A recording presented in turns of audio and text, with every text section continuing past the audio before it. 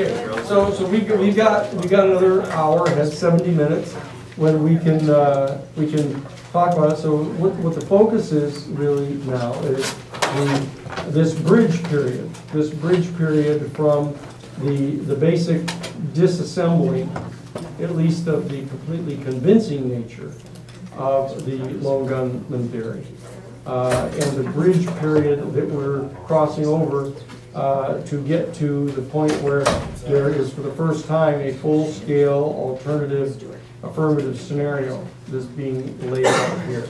Okay, and that's going to come in the form of the House Select Committee on Assassinations in their report.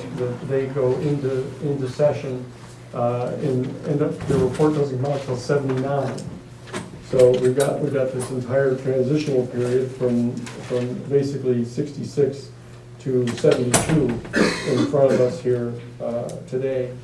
And as I've pointed out, that the trigger to this whole set of events that are going to be coming up, which constitute sort of the high water mark of the uprising of the baby boom generation against the World War II generation that went on in the 60s. It sort of starts to crescendo in 1968 and goes all the way into this whole thing of the Watergate burglary, the Church Committee, the Select Committee on Intelligence Abuse, the resignation of Richard Nixon, the establishing of the House Select Committee on Assassinations, etc., that we're going to get a look at. And there's an awful lot that happens in this period that all leads on into the actual establishment of the House Select Committee on Assassinations, which I mentioned that Greg will go over the actual activities of the House Select Committee on Assassination, what their findings were, what some of the challenges have been to their findings, and what the present status of that is on Tuesday. He's been gracious enough to do this for me, because I have to be in Washington on that day. Okay? So, what do we got? Let's start going to it. Right. So my question is, the Fabian Escalante, yes, he's the head of the state security group. Yeah. He submitted a report to the House Select Committee on his findings. It was published? What it is he submitted a finding in his capacity as the chief investigator for Cuba. There was an actual internal government investigation to determine what it is that they thought happened, because obviously there was this whole danger of them getting blamed for it. There was a whole effort going on inside the United States to try to point toward Cuba as having done this, and so that they had their own reasons for wanting to figure out what they thought happened. They had lots of contacts in the Cuban community, and they did an investigation, and this is what he concluded. Is it published? Can we actually see his? I'm assuming we do. Yeah, he published 4 books, in fact, that you can buy now that covers that entire period. One of them called Executive Action, mentioned before, subtitled 634 Ways to Kill Fidel Castro, because that's their count on their end of the number of times. That's the one constantly on how many times the CIA tried to kill Castro. But this is his actual internal report. And I'm assuming that he's got a report somewhere that he submitted. He footnotes it pretty well. I mean, all of the stuff's in there, even the discussion of the report that he submitted. Yeah. Well, I just asked that because in the report, that's when he gives the name of the three Cuban individuals. Yes. And the House Select Committee chose not to disclose any of that information or look into it. That's right. Well, he's a communist. Yeah, that's right. That's right. Yeah, as I say, in the critiques that were raised of the commission, whatever else one wants to say about it, it becomes quite evident that they were insistent upon not having anything said that was so inconsistent with the theory that they were setting forth that it would basically constitute, a grenade being rolled into the tent of their theory. So they just didn't accept it at all. They said, well, we don't need to deal with that one. There's a lot of those things. Yes. Are there any other countries that did their own investigation? It's interesting, that there was a bunch of investigations of the French OAS. There were some investigations there. The Soviet Union had a major investigation. I don't think the British MI5 would have wanted to get caught doing an investigation of that because they were so close to us. And a lot of the other major darker forces that are sort of extra national really didn't have to do an investigation because they had a good idea what happened. What do you make of that in '59 when Oswald first went to Russia, said we're going to go with the whole theory that Oswald's with the CIA or in some capacity, and Russia's saying, I mean, looking at his psychiatric file, because I was reading a lot about that from when he was 13 in the youth house, and he's saying that the CIA would never hire him based on his, and just what we know about CIA's vetting process. I mean, and Cuba's vetting process, if someone's going to hire him in an intelligence capacity. Well, a couple different things. One thing that people will say to you right away is that if they were going to do something like that, they would dip him first. They dip him. They create kind of a background of somebody that makes it look like they wouldn't be. That's how they help protect some of their people. But on the other hand, a lot of the data about him doesn't. It's not that he's kind of a straight CIA recruit type. You know, what you've got is him being in the Marines, going in when he's like 17. He's getting stationed at a particular place. There's a lot of stuff you'll run into about the fact that he went to this particular bar where they have these hostesses and ended up becoming friends with some of the hostesses. And that one or more of the hostesses there appeared to be engaged in attempting to obtain random information from some of the people that were based there where the U-2 flights were going out of. And that it's a difficult thing to assemble a clear theory about this, but that what it looks suspiciously like when he encountered some of these they're called bar girls, but the hostesses that were probing and asking for information about what they did at the base, etc., that he might very well have, for example, contacted somebody back at the base and said, look, this place where I hang out, there are these women that are trying to get information from the guys, and they could have said to him, look, you know, go along with that and try to see who they are, and you might be able to fish them in, give them a little information or something, and so we can help investigate that network as a potential security threat. You know, and there's an awful lot of people that I've encountered over 44 years that are kind of what they call kind of wannabes. You know, they kind of want to be involved in something interesting or cool, and it could have been something as low level as that, is that he was just trying to, you know, contact the people, say someone's approaching me, then he tries to solicit. The classic guy, one of the classic guys I remember is a guy named Eddie Dawson. Eddie Dawson was a guy down in Greensboro, North Carolina, that ended up becoming the Nighthawk for the North Carolina Ku Klux Klan. He was also a full-time paid informant for the FBI.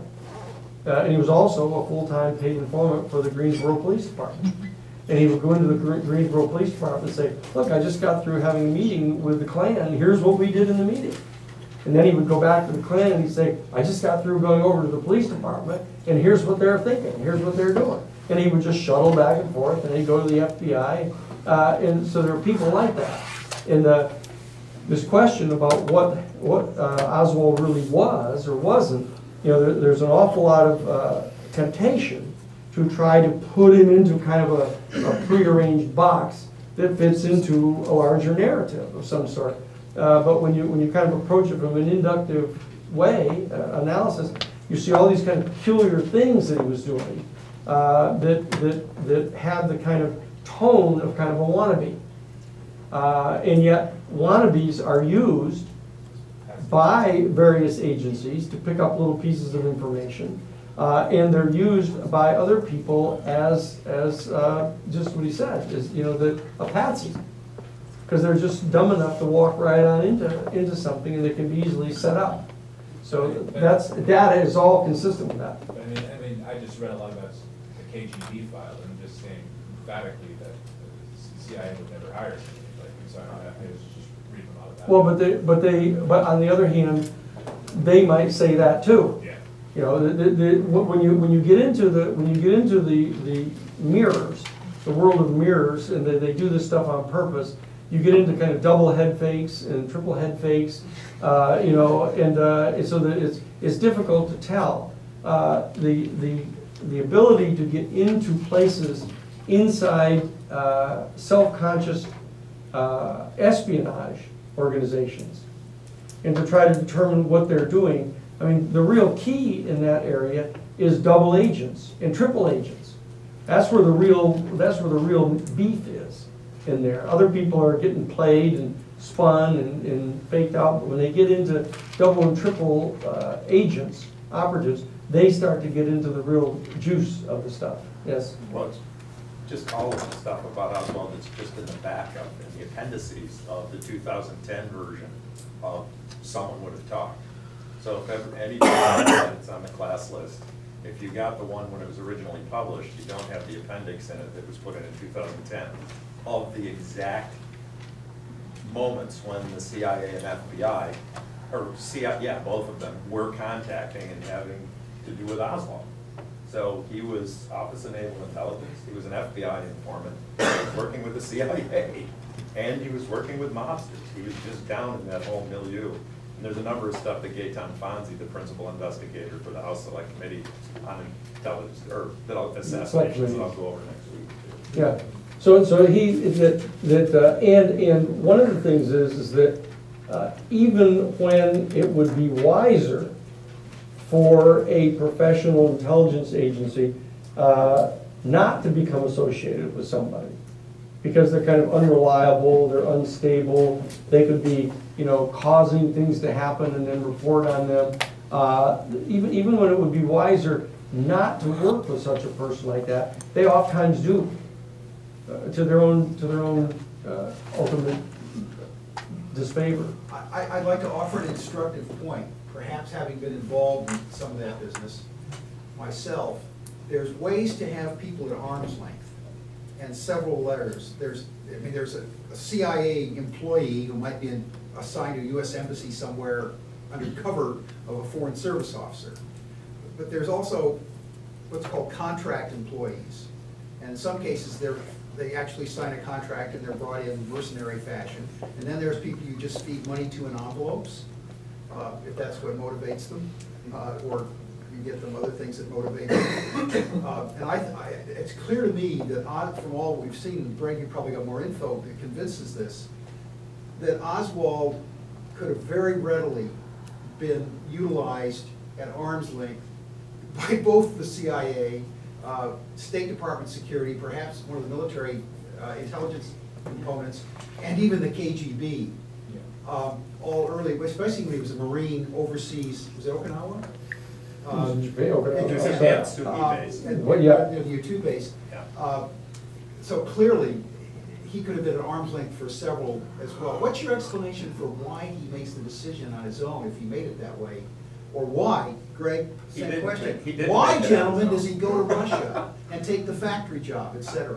It wasn't going to be part of next week, but I'll bring up some of it because Gaetan Fonzi did hit on it. There was a fake Soviet defector program in the works since the 50s. Out on the island, Our Gordon North Carolina Watson was involved. There were a number of people involved. Yeah, the call that he made that night from the Dallas police headquarters to that place. Yeah, even when he wanted to come back, he basically just called them up and said, "Give me my visa back. I'm coming back. Go home." You know. Yeah, that's pretty much where it goes. And when it used to take, 13 weeks on average to get a visa, he gets one in a matter of nothing. Okay, let's be careful of the boomer conversations. Right. Okay.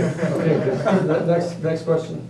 Yes. Well, like going on that Oswald thing, during my research, I found testimony from one of the CIA accountants saying that Oswald was unstable at the time, and then during what is it called, the transcription for what was going on in the Warren Commission.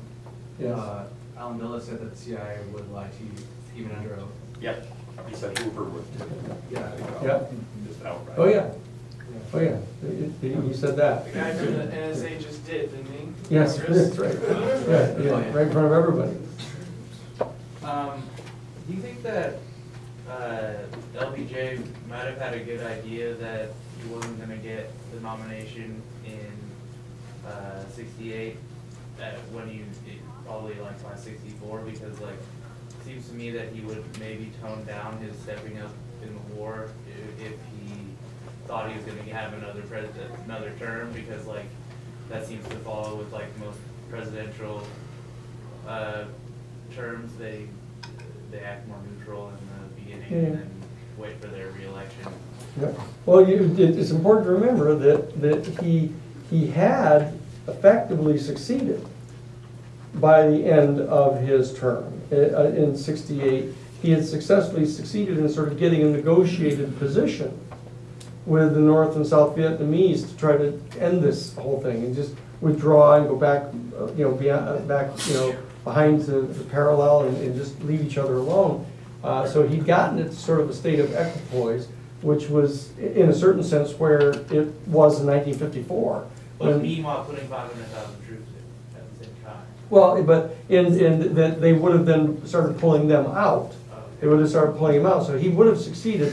The question as to why he didn't stay in, I think that the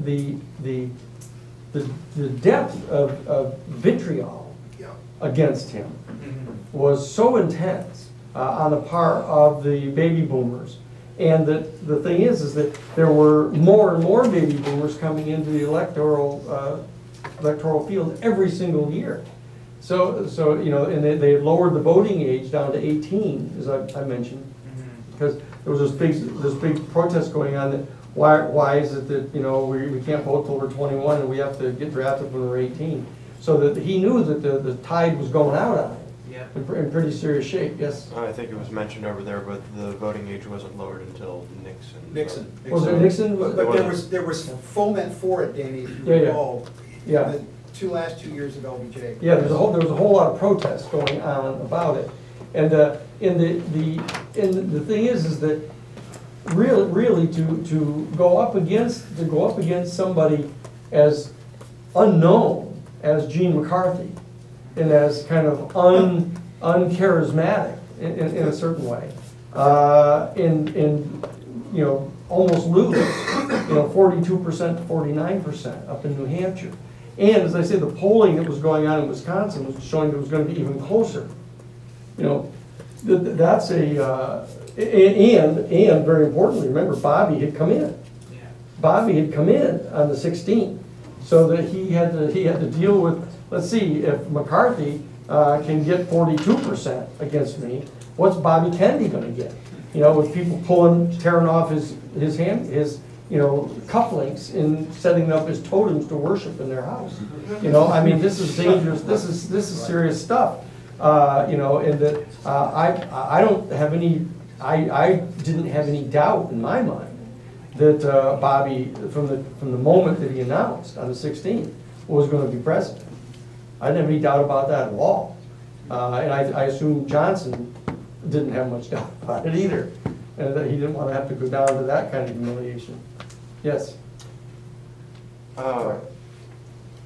Yes. I'm curious about that last claim a little bit. I did a bit of reading on the Hubert Humphrey side of things over the summer with a lot of arguments, because especially coming to the '68 convention, you had still, I think it was most of the delegates were controlled by the state parties as opposed to actual primaries. Yes. And at least, because I read Humphrey's autobiography, and obviously he had a biased point of view, but his contention was that because he had all those locked up, that it was less than likely that Robert Kennedy would get the nomination, even with the popular support that he had.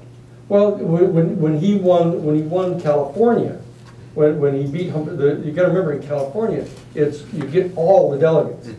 It's not one of those split delegate states. So he got all 52, delegates from California, and that everybody realized basically at that point that this was all going to slide his way, And the, you know, in the regular Democratic Party structures didn't have the kind of power to stop him. I mean, given the Kennedy machine. I mean, the Kennedy machine was still very, very real. And, you know, and he had that standing ovation on the floor in '64. You know, I mean, I think Johnson was a savvy enough politician to actually make the decision that not only was he not going to run the risk of that kind of humiliation of being beaten for the nomination, but that he could, in fact, direct his full scope of attention to trying to get some settlement in the war, because he had a great sense of his own legacy, you know, and so he could have gotten the civil rights thing passed, he could have gotten the food stamps thing, the Medicare stuff, he could have gotten all that, he could have ended the war, which you know, after all, he didn't literally start, he just happened to have escalated it dramatically. So that I think that he had a pretty good sense of what he was going to be able to accomplish, and then kind of bow out, you know, because he was going to have to deal with Kennedy anyhow. I mean, if he were going to stay in, and in that power group, you can imagine what his 4 years would have been like, even if he conceivably won some way. But you know, but I don't think he. My own judgment would be is he probably had since there was probably at least a 70% probability that he could not beat Bobby Kennedy, and I don't think Hubert Humphrey could have beaten him. You know, because Hubert Humphrey never let go of the war position. I mean, he had gotten into being loyal to LBJ, and had spoken actually on behalf of the war. Didn't even say, look, just let me not say anything. But LBJ insisted that he say he was in support of it. So that's something that's a hard bell to unring with the people that were adamantly opposing that war. Yeah. Yeah. Okay. I had a question about this S Force that was funded by casino money. Yes. And I thought I heard you say that it was the same team that killed the president. And so, who was it that said that, or did anyone say that? Oh yes, interesting. I'm glad you asked. What's the question again? Who was it that said they're the ones that killed the president? Because he said he thought he heard me say that they are the ones that killed the president. Well, they are the one that killed the president. And how that came about, my knowing it, was that when I mentioned, I was in F. Lee Bailey's office as one of the 3 trial lawyers, myself and Jerry Alch and Lee, and we were informed that the firm had been retained to represent James McCord, the wiretap specialist with Watergate, and my job was assigned to monitor the hearings that were taking place and the investigation that was going on into the burglary itself. And I remember that a row broke out between Lee Bailey was under indictment at the time. Lee got indicted down in the Northern District of Florida, along with Glenn W. Turner, the guy that was the owner of Turner Enterprises in a place called Dare to Be Great. He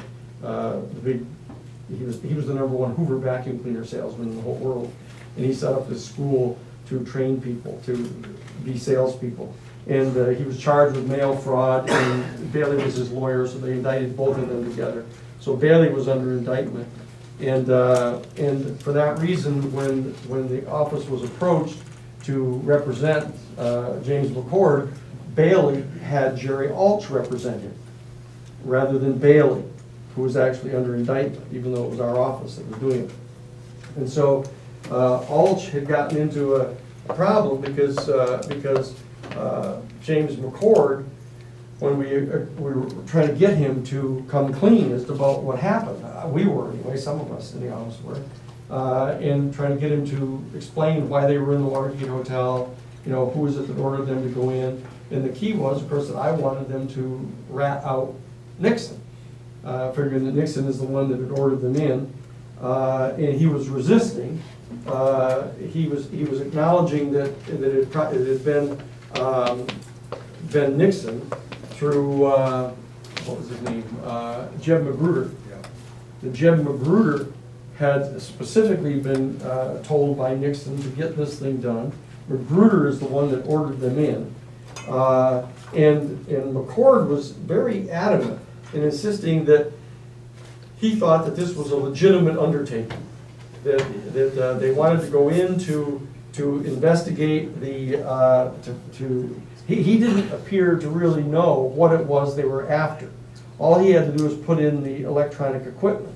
He didn't have to evaluate the information, he didn't have to do anything with it. And he understood that there was information around that the Democratic National Committee was going to be supporting people to be engaged in kind of illegal disruption of legitimate campaign activities on the part of the Republican Party.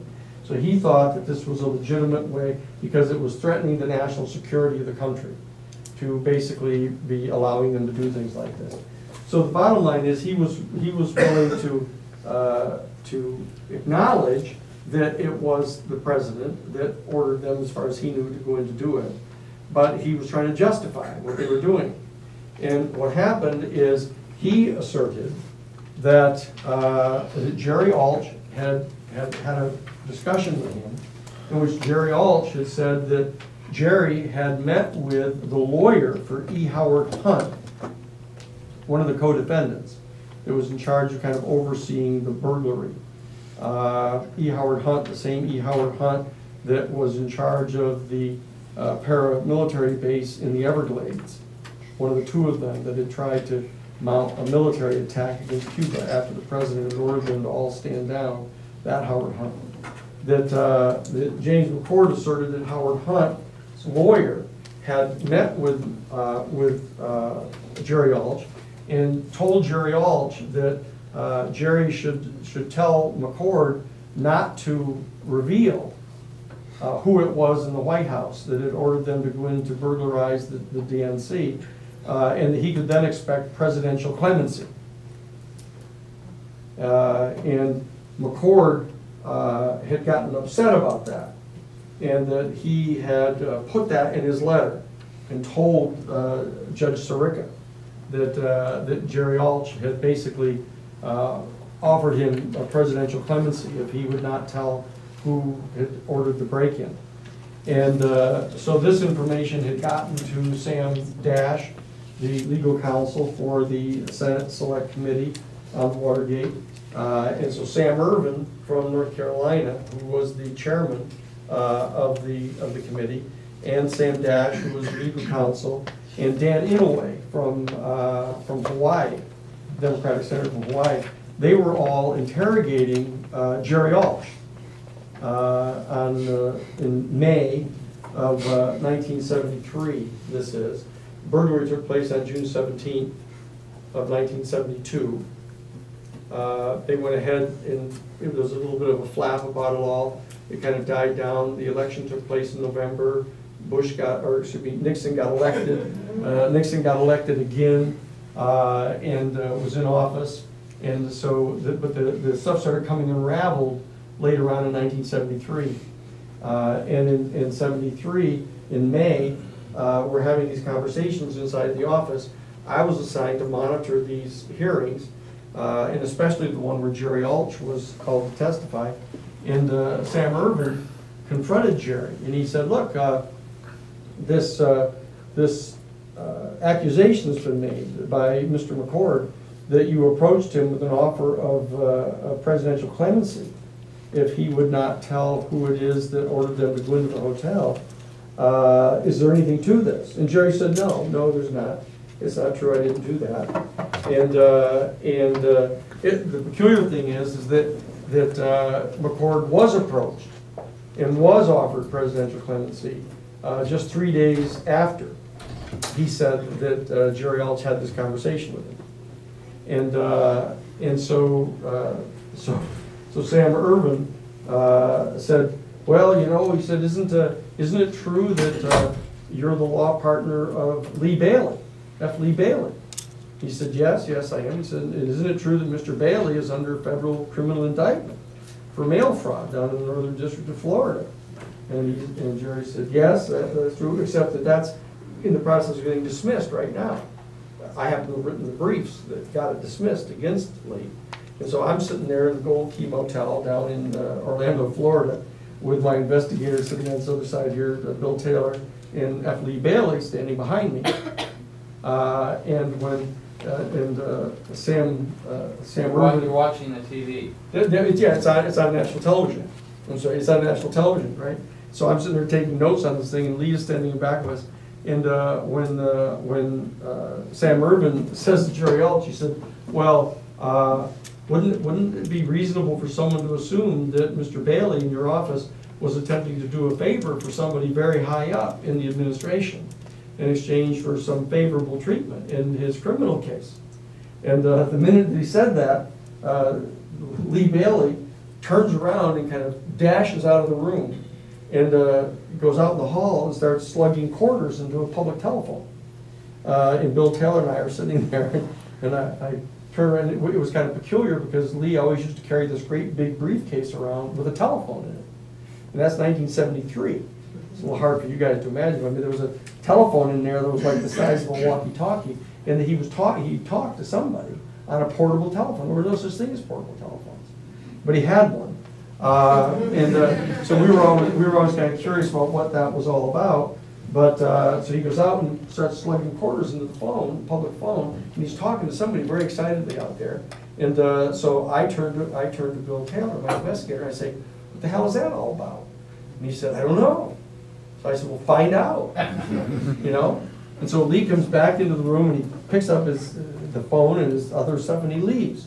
And so Bill Taylor starts going around and he goes to Bad Andy Tooney. Bad Andy was the head investigator for F. Lee Bailey's office. We had a staff of 40 Class A licensed gun carrying investigators that worked for us, all former federal investigators. And so Bad Andy was the head of this thing. Bad Andy was the head of the Strangler Bureau. He had caught Mike DeSalvo, Anthony DeSalvo, the Boston Strangler, as the head of the Massachusetts State Police detectives. Anyway, so Bailey had recruited him from there. He was the head of the whole office. And Bill Taylor was very close to Bad Andy. My investigator in the office was very close to the guy who was the head of the office. So Billy goes and sits down with Bad Andy and starts interrogating him to find out what's going on. What the hell's the story here? What's going on here with this accusation that Alch offered him clemency? What the hell's going on? You know, we're supposed to be working on this case all together. You know, what are these people doing in the Watergate Hotel? What's going on here? And so Andy said to him, he said, "Look, you guys don't want to know," which isn't something you tell a professional investigator, as a rule. And so Billy says, "Well, no, we do want to know," and continues on in the discussion. So finally, Bad Andy says to him, "Look," he says, "here's what happened. What you don't know is that Lee Bailey is on Index 4, which is this list of 4 very prominent attorneys here in the United States who have been retained by the Central Intelligence Agency. And they're on retainer to represent any CIA agent that is caught engaged in domestic covert operations, which are totally illegal for the CIA to be engaged in the United States." And Lee, in that capacity, was contacted and asked to represent McCord. And it turns out that Lee is also the attorney for Santo Trafficante, who is the mob boss in Havana and in Florida. And so what Lee did is sent me, he said, Bad Andy, to talk with Santo Trafficante because 3 of the people that were in the Watergate Hotel were all Miami Cuban exiles who had worked for Santo Trafficante when he was running the casinos in Havana, to find out what was going on. Why were they in there? What were they doing? So he said, I sat down with Santo Trafficante, and Santos told me what had happened. And so Santos sits down and tells Bad Andy, who then tells us the details of what happened about Nixon finding out that he was going to get the nomination back in June of 1960 when Rockefeller withdrew from the Wisconsin primary. Then he contacts Howard Hughes via the secret phone, and they set up the whole deal. They have the meetings down in Miami. They set up the assassination team. And what it turns out that Santos Trafficante said is that once he got the go-ahead to set up this assassination team by Sheffield Edwards, who was the chief of security for the CIA under Nixon, he said that what he did, he said, I'm not stupid. What I did is I went out and to set up the assassination team, I got some guys that used to work for me, that were gunmen for me down in Havana, who had now been recruited by the Central Intelligence Agency. That they were working in Operation 40, which was this covert operation being run by Nixon and the CIA out of these 5 paramilitary bases, and to launch these attacks, these paramilitary attacks on Cuba, burning sugar fields and blowing up bridges and poisoning sugar shipments in the boats that are going to the Soviet Union and all that. And he said he said that when I decided I was going to set up this group, what I did is I picked guys that were working for the Central Intelligence Agency and that used to work for me, and I put them together in this team. We had 15 guys, and we had these 5 bases on No Name Key and Swan Island and the Everglades, and the 2 of them at Lake Pontchartrain. And we spread the 15 guys out of my shooters. I spread them out into those teams. And then what we would do is we'd have a private plane go around and pick these guys up. And they would fly them all to Fort Huachuca in Arizona, this big military intelligence base, Army intelligence base. He said we'd fly them all to Fort Huachuca, and they would all sign in, and then they would just disappear. And what we would do is we would take them all by private plane. We'd fly them from Fort Huachuca in Arizona down into Oaxaca, Mexico, down to Clint Murchison Jr.'s ranch. And there they were being trained in a triangular fire team to assassinate a moving target with high-power, high-scoped rifles. And this is where they were being trained from. And he said they were being funded from this fund of the skim that was being taken off the casinos that I explained to you, that ended up being part of the money down in this bank account down in the Banco Internacional down in Mexico City, in the bank account of this attorney by the name of Ogario. And as it turns out, he said, and this is one of the more peculiar parts of it. It's a pretty interesting conversation to begin with. But he says that, the thing is so critical about this, he said, is that what you're going to find out is that there was a check that was recovered from the pocket of Bernard Barker, who was one of the 3 Cubans. He said that in his jacket pocket, when he was arrested in the Watergate Hotel, there was a check that had been cut on the Banco Internacional in Mexico City. In fact, it had been drawn on the account of this attorney by the name of Ogario. It turns out that they had paid the Watergate burglars through the same exact account that they had set up back in 1960. This is 1972. They paid them out of an account, the same exact account that they used to put the skim into to finance the Triangular Fire Team assassination base down in Oaxaca. And the problem arose when remember the burglaries on June 17th, the night of June 17th, on the afternoon of June 21st, early morning actually, of June 21st of 1972, Bob Haldeman, H.R. Bob Haldeman, was the chief of staff of Richard Nixon, now re-elected president for his 2nd term in office in 1972, or before he's elected. This is just in June, before his election again. But on the 21st, just like 4 days later, Bob Haldeman comes into the president's office, and Trafficante tells us about this conversation. This is in May of 1973. Before I think we even knew about the fact that Scott Armstrong had gotten, what's his head, to tell him about the fact that there was the tape recording system going in the White House Oval Office, right? And so Trafficante tells us that there was this conversation that takes place with Bob Haldeman. And he says to the president, Mr. President, we got a problem here this morning. And Nixon says, well, what is it, Bob? And he said, well, I just got a call from John Dean. And John Dean said he had just gotten a call from Pat Gray, the new head of the FBI. Because J. Edgar Hoover, who had been the head of the FBI for like 40 years forever, had just died like 2 months ago. And Pat Gray is now the new acting FBI director.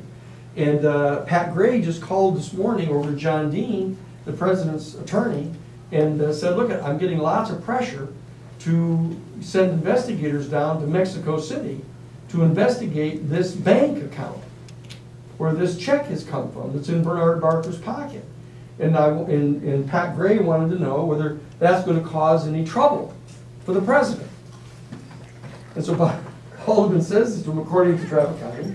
And so Nixon says to him, Bob, what I want you to do is I want you to get a hold of John Ehrlichman, and I want you and John to go over to the agency over at Langley, and I want you to get a hold of Dick Helms and Vernon Walters, who's the DCI, he's the Director of Central Intelligence and the Deputy Director. I want you to go see Dick Helms and Vernon Walters, and I want you to tell them to contact the FBI right away and tell them to get the hell out of that investigation. And Bob Haldeman said to him, well, Mr. President, what am I going to tell them to say to the FBI to get them out of there? And he says, you just have them tell the FBI that if they don't get out of that investigation down there, all the Mexico stuff about the Bay of Pigs guys could all come out.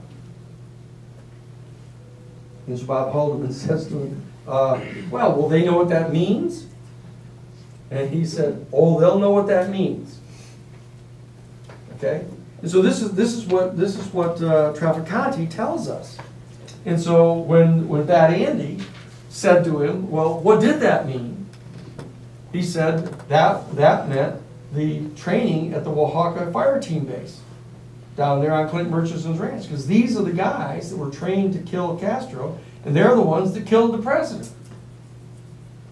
That's what he said to them.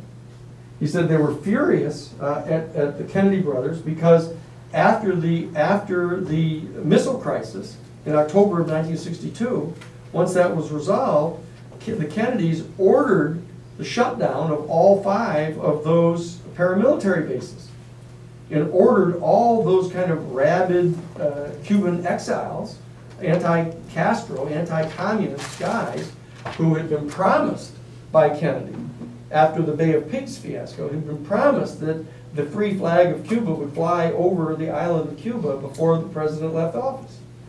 And so now he was here betraying them, that he had actually betrayed them. He turned around full circle and I was now ordering them to stand down.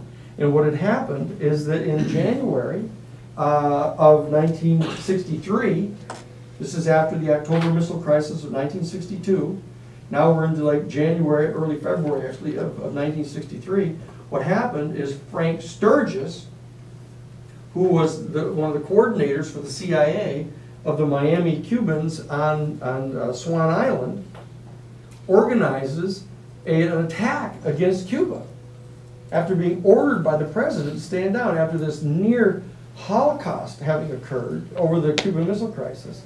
Now they all go and launch an attack on Cuba, and they sink a Russian ship in the harbor down in Cuba. And so the Kennedy brothers get totally furious about this, and they mount 6 helicopter gunships filled with U.S. Customs agents and U.S. Marshals in full battle gear with fully automatic M16 rifles, and they mount them up and they send them into Swan Island, and they burn out the base and arrest them and charge them with violating the Neutrality Act of mounting military actions against a foreign power with whom the United States is at peace. They hold them for 48 hours and then they release them. And so that they're assuming that this now has been a shot across the bow for those guys, and that they'll all stand down. They now know the president and the attorney general are really serious, that those bases are to be closed, they're to stop paramilitary activity against Cuba.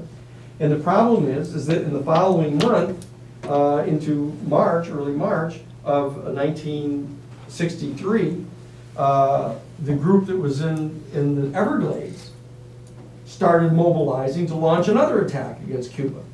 These were the people that were under the coordination of E. Howard Hunt. Okay? And these are the guys that also, there was a second whole operation mounted against them. The Kennedys sent in helicopter gunships and burnt them out and arrested them. Yes, Wes? Where's the Sturgis camp based? Sturgis was in Swan Island. Swan Island. Swan Island off the coast of Florida. This other one is in the Everglades. It was under Howard Hunt. Okay, so the Kennedy brothers send in the helicopter gunships, burn out the base in the Everglades, and arrest them all. And Traficante told Bat Andy in our office in May of 1973, just basically 10 years later, tells Bat Andy that this is why the S-Force guys killed the president. Because they were livid at the president who had betrayed them and had actually mounted military assault on them after having promised them that he would free Cuba. And so that was why they killed him. And that he told us that Nixon was terrified that if that information got out, there was absolutely no way of stopping the deluge politically against him. Of saying, oh yes, I may have been the one that created the group that killed the president, but I didn't do it, right? That's not likely to work. Or at least it's going to take you so long to put your defense together that you ain't going to be president when it's done. So that's why he did it, according to Traficante. Okay, so there we are in May of 1973, knowing this, and what happened is that when the information started leaking out inside the Senate Select Committee investigating Watergate, what they found out from Earl Warren. They found out from Earl Warren that Lyndon Johnson had gotten Warren to agree to become the head of the Warren Commission by telling Warren that there was an assassination team that had been put together by the Kennedy brothers to kill Fidel Castro, and that had to be kept quiet. Because if that information came out, then people would think that, that Fidel Castro may have found out about the assassination team, and that he and the Cubans working with Oswald had been responsible as a conspiracy group for killing the president. And so when that information came out, now the Church Committee, the Watergate Committee under Sam Ervin, now knows that there was an assassination operation going on. So they start investigating to find out what the story is on this assassination group.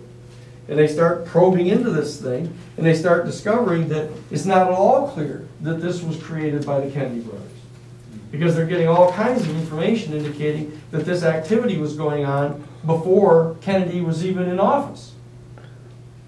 And so that was the status of things. And yet the Watergate Committee, when they got into this fight over whether they were going to get the transcripts of the White House conversations, they got into this huge fight, went all the way to the United States Supreme Court. They won in the Supreme Court. The Supreme Court ordered the president to release the transcripts. And literally, Richard Nixon, sitting in his office, White House office, was sitting there with a machine going through the tapes, trying to figure out how to have transcripts made of portions of the tapes and what parts to exclude so to keep him looking good. Like a trial lawyer, like a deposition transcript of some sort. There's pretty weird stuff going on at this time. And he's got his secretary, trying to help him do the transcripts on these things, and he's offering these edited transcripts, which he's asserting falsely are being edited solely to take information out that would be sensitive national security information.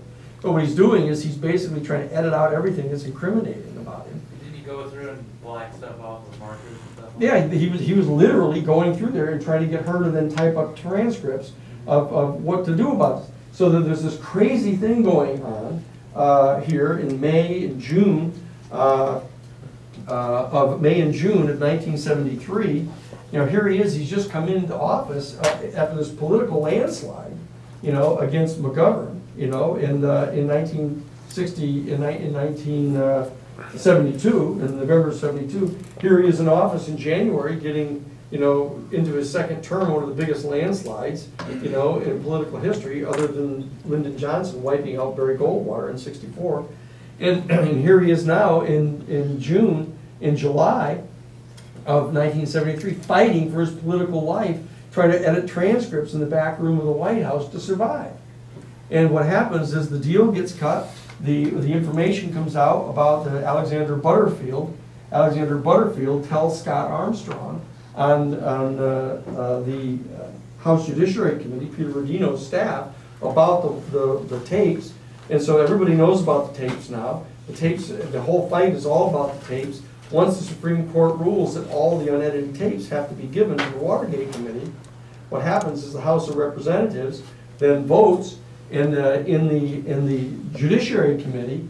They voted out articles of impeachment against Richard Nixon. Now, they hadn't gone to the floor yet. They hadn't gone to the floor yet to have the whole House of Representatives actually vote out articles of impeachment against Nixon. But the House Judiciary Committee, including a majority of the Republicans, had voted to support the articles of impeachment against him for obstructing justice. Specifically in ordering Bob Haldeman and John Ehrlichman to go to the CIA and get the FBI to get out of the investigation, to go down and investigate that bank account in Mexico City. But nobody ever asked why that bank account was so sensitive, including Woodward and Bernstein. Woodward and Bernstein got so excited about finding out that the money that was actually in that account in 1972 had actually come from the Committee to Re-elect the President. That was where the origins of it were. So they thought that, from a political point of view, was devastating. Here's the Committee to Re-elect the President financing a burglary to break into the headquarters of the Democratic National Party. You can appreciate that was a pretty juicy story. So they figured that that was enough to win. And so they come out with that story. Richard Nixon resigns. You know, after making a deal with Jerry Ford, who was his vice president, that he would give him a pardon if he would resign. You should say the acronym of the Committee to Re-elect the President. The Committee to Re-elect is CREEP. That was CREEP, they called it, the Committee to Re-elect the President. Yes? I don't think you said it, but there were three things that, when I've heard you tell this before, that one is when Haldeman and Ehrlichman went to see Dick Helms. Oh, yes. Helms said, it isn't about the Bay of Pigs. You know, definitely isn't about the Bay of Pigs. And yes. then Haldeman's biography, he said, after I had the conversation with Helms, I realized it wasn't the Bay of Pigs. No, wait a second. It got to be more dramatic, because what happened is when Sam Ervin in the Senate Watergate Committee, Select Committee, called Bob Haldeman to testify in front of them here, national television, right? Everybody's sitting watching this thing on national television in June of 1973. You know, it was like baseball wasn't to the World Series yet. Who's ahead now? Bottom line is that Haldeman is testifying, and they get to that part of the tape where Bob Haldeman says to the president, you know, what am I going to tell when we go over, when Ehrlichman and I go over to talk to Helms and Vernon Walters? What am I going to tell them to say to the FBI to get them out of there? And Nixon says to him on the tape, you can hear him, says, tell them if they don't get out of this, all the Mexico stuff about the Bay of Pigs guys is going to come out. And Bob Haldeman says to the president, well, will they know what that means? And the president says, oh yes, they'll know what that means. And so Sam Ervin, asking the logical question, the same one that Bad Andy asked, is, well, what did that mean? And Bob Haldeman says, I think they were talking about the assassination of President Kennedy.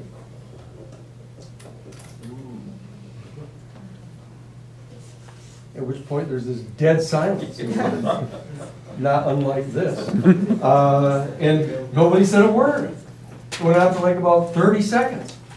And everybody just sat there kind of completely stunned. And then they went right on to the next question about something else. Just like that. Floated right on by, just like that. And so that's what happened. And when the Senate Watergate Committee realized that there was an assassination team that was in operation trying to kill Fidel Castro, the accusation had been made that it was Kennedy's that set it up. The accusation had been made by Lyndon Johnson to Earl Warren, the Chief Justice of the United States Supreme Court, to get him to head up the commission. And they started to discover information that indicated that it wasn't the Kennedys, because they were in operation prior to Kennedy coming into office even. They decided that what they should do is look deeper into it, and they discovered that the activity seemed to be coming from the Central Intelligence Agency. They seemed to be the ones actively involved in promoting and fostering these assassination attempts against Castro. And they said, uh-oh, this is a whole other bale of hay, you know, and so that we've now handled the Watergate thing. Richard Nixon has resigned, so let's let that sleeping dog lie.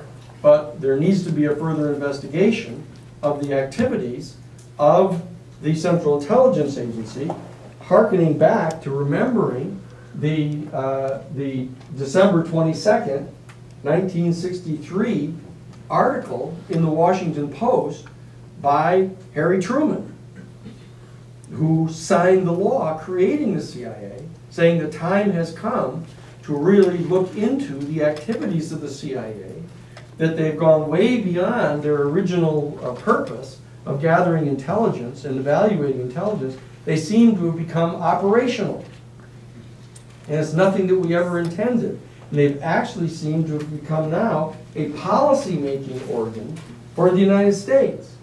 And that they have engaged in certain kinds of activities around the world that have generated these kind of explosive situations. And that this has to stop. And so that, in that spirit, and in light of the discoveries that have been made by the Senate Select Committee on the Watergate break-in, they asked that a special select committee be established in the Senate to investigate the possible misconduct on the part of intelligence agencies, which became known as the Church Committee, because it was headed up by Senator Frank Church from Idaho. There was a House side of it set up as well. It was called the Pike Committee, under Otis Pike from New York. And so that committee got set up, the Senate Select Committee on Intelligence Abuse, and the whole operation, both House and Senate, became basically nicknamed the Church Committee.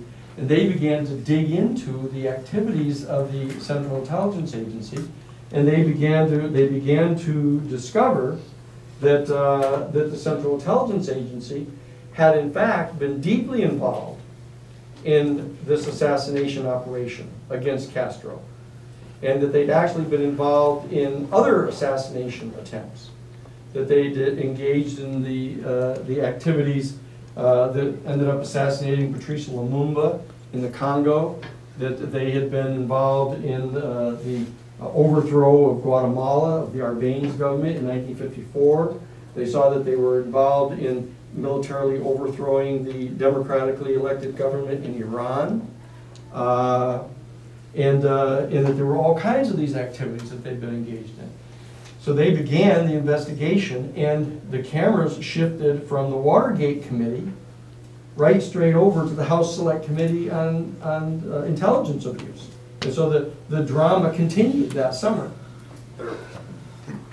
There was the realization on the part of Paris Lamont and some of the other researchers back then that were looking at it that had identified that within a 7-week period, 7 assassination attempts on world leaders, 5 scored at the time. They didn't get de Gaulle and somebody else. Including DM. It's when they were looking at this larger picture of assassination that they realized that Kennedy was just one of 5 that had been killed during that time in 7 attempts on That's world right. leaders.